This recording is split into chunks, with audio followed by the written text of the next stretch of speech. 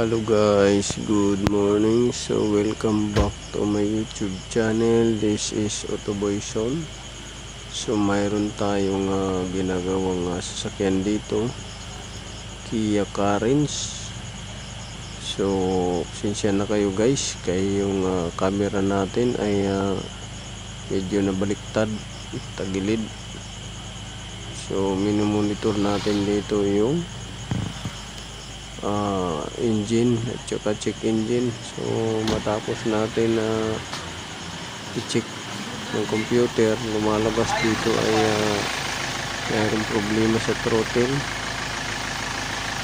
mayroong problema sa ECB, at mayroon ding problema na sa crankshaft sensor. So pinauna natin yung throttle body dahil yung luma niyang throttle body ay basag. So matapos natin guys palitan ng throttle body ay ito na lang ang naiwan. So naiwan na lang yung crankshaft sensor code niya.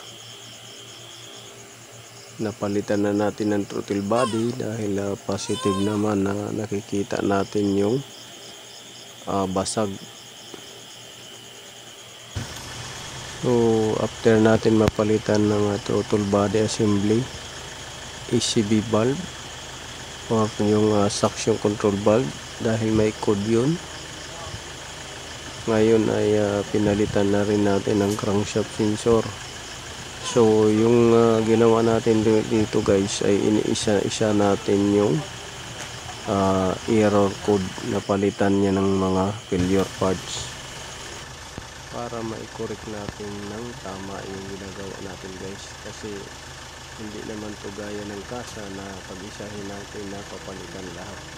So budget meal lang yung ginagawa natin, inaisa-isa lang natin yung parts sa failure: throttle body, ECB valve at saka crankshaft sensor. So naging maayos na to guys, na-release na.